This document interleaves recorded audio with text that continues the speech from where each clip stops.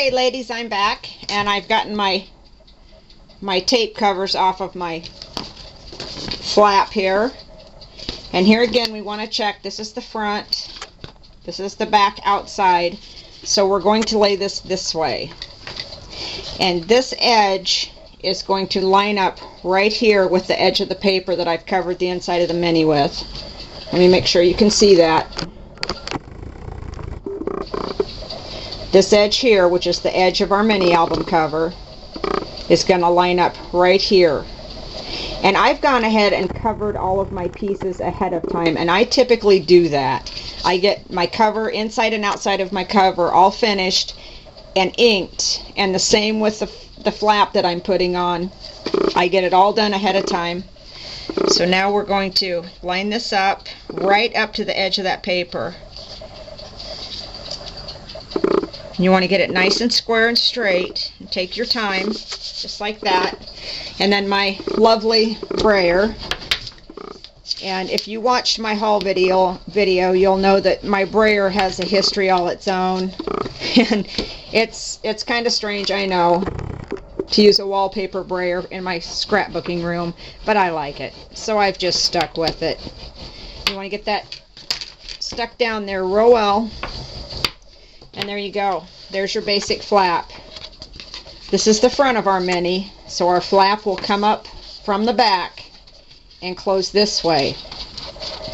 Now when you're doing this, you need to be sure that whatever width your binding is, this is the binding for the back with my rings, this is where my pages will attach. So whatever width you have your binding here, you want to be sure that your flap is long enough to attach to the back. And I generally like to have, like I said, 1.5 inches to attach to the cover, and then have it long enough to come up with your binding fully extended and have enough left to overlap in the front and have some kind of a closure on it when you're finished.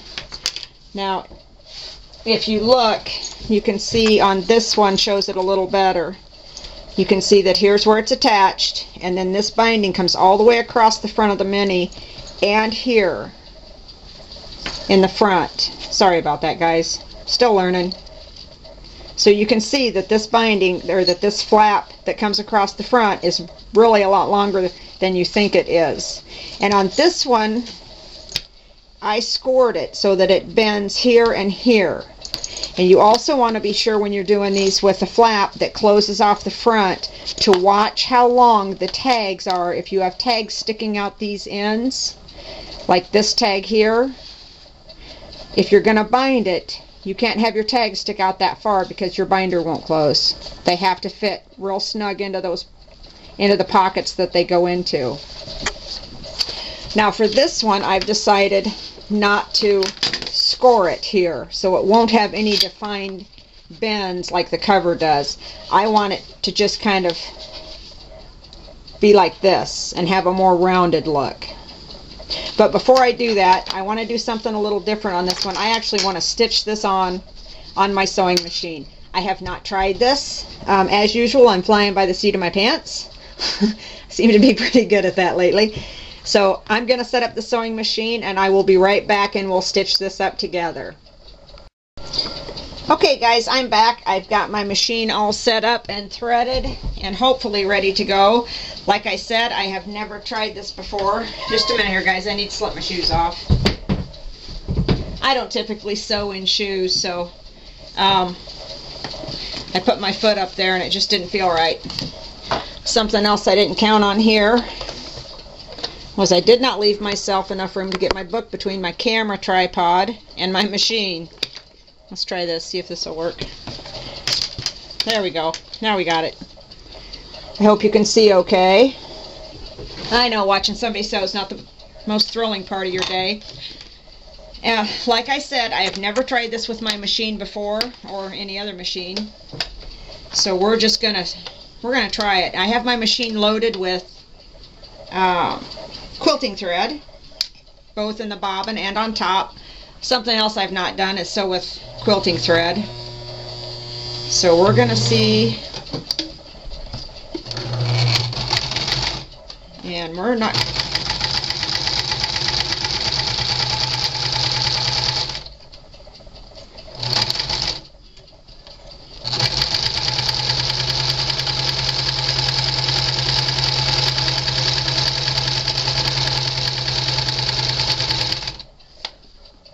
That didn't look too bad.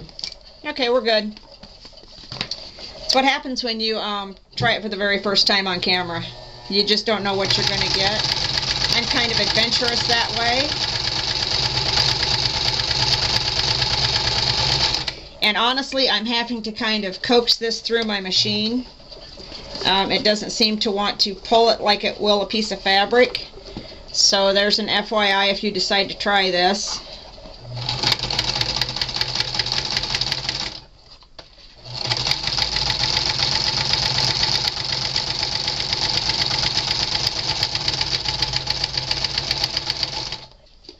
And that's that. And I didn't try to do it perfect. You can see I didn't really take my time and do the edges perfect because I like imperfection. Part of what I like about my crafts and my art is that it's not perfect. And I think if you strive for perfection, first of all, you're going to drive yourself insane, and you're going to drive everyone around you insane with you. So I don't go for perfect. And I'm also going to run this through again because I want to add a little zigzag to this, just for something a little different, something you might not expect to see. Let me get a hold of this.